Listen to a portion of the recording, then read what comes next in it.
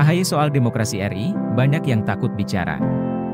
Sleman, CNN Indonesia, Ketua Umum Partai Demokrat Agus Harimurti Yudhoyono, AHY, menyebut ada kemunduran dalam demokrasi di Indonesia.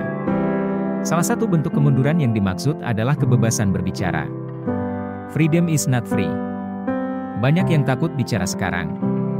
Berbagai kalangan mengatakan, bukan hanya aktivis, mahasiswa, tapi juga ASN, TNI, Polri, guru, termasuk ulama, takut bicara. Kata AHY dalam acara Visipol Leadership Forum di UGM, Sleman, Yogyakarta, Kamis 20 Juli. Menurut AHY, mereka yang ingin bersuara takut menjadi sasaran kriminalisasi maupun peretasan. Takut nggak naik pangkat, nanti karirnya sulit, dan lain sebagainya, sambungnya. Dia mengaku mendengar keluhan-keluhan akan ancaman kebebasan berbicara saat safari ke daerah-daerah seperti Deli Serdang, Palu, dan Banjarmasin.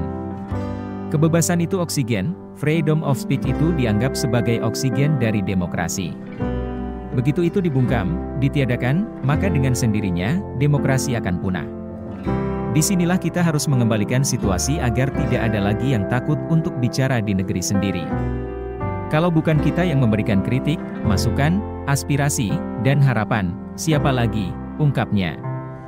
Berkaca pada survei indikator, AHY menyebut 62,9% masyarakat di berbagai daerah sebagai responden mengaku takut bicara kritis.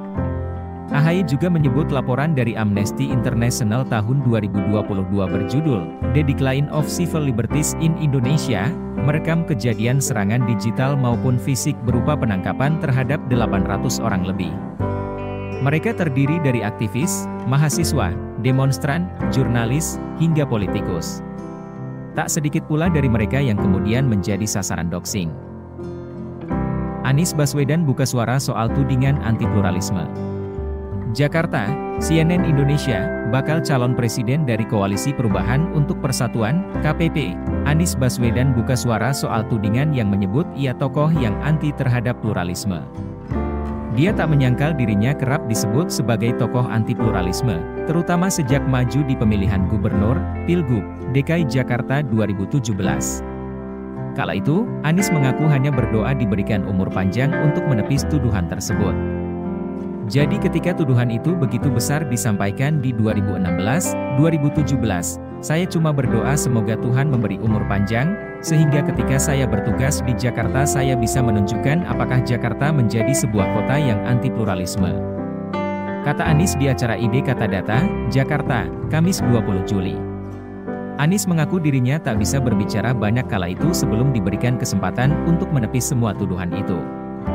Dia mengaku ingin membuktikannya dengan tindakan. Belakangan, setelah terpilih sebagai gubernur, Anies mengklaim dirinya justru memberikan ruang kepada seluruh kelompok agama di ibu kota.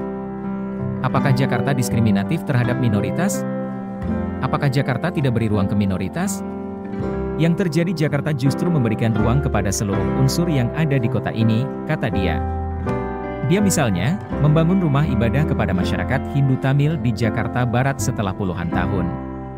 Dia juga memberi tempat kepada warga Nasrani untuk